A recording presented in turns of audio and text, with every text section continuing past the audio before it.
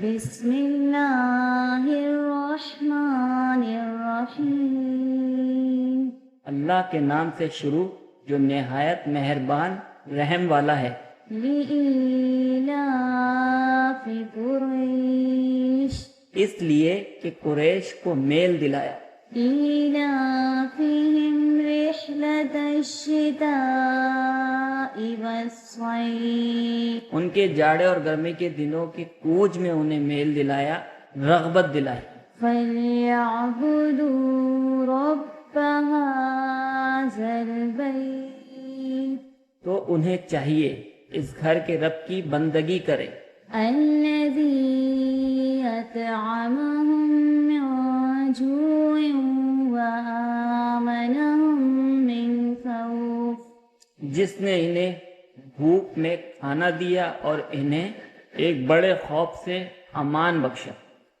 اس صورت کا پس منظر یہ ہے کہ جہالت کے زمانے یعنی حضور اکرم صلی اللہ علیہ وسلم کی تشریف آوری سے پہلے عرب میں قتل و غارت گری کا بازار گرم تھا۔ کوئی شخص آزاد اور امن کے ساتھ سفر نہیں کر سکتا تھا، کیونکہ راستے میں چور ڈاکو یا اس کے دشمن قبیلے کے لوگ اسے مارنے اور لوٹنے کے در پر رہتے تھے۔ لیکن قریش کا قبیلہ چونکہ بیت اللہ کے پاس رہتا تھا اور اسی قبیلے کے لوگ بیت اللہ کی خدمت کرتے تھے، اس لیے سارے عرب کے لوگ ان کی عزت کرتے تھے، اور جب وہ سفر کرتے تو کوئی انہیں لوٹتا نہیں تھا۔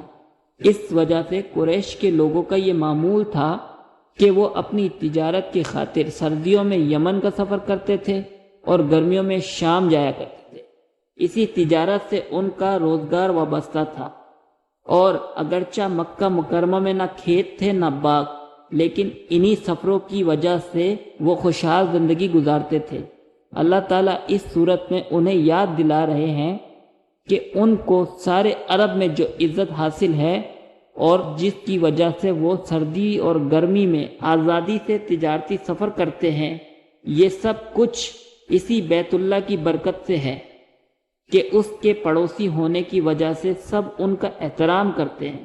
لہٰذا انہیں چاہیے کہ اس گھر کے مالک یعنی اللہ تعالیٰ ہی کی عبادت کریں اور بتوں کو پوجنا چھوڑ دیں۔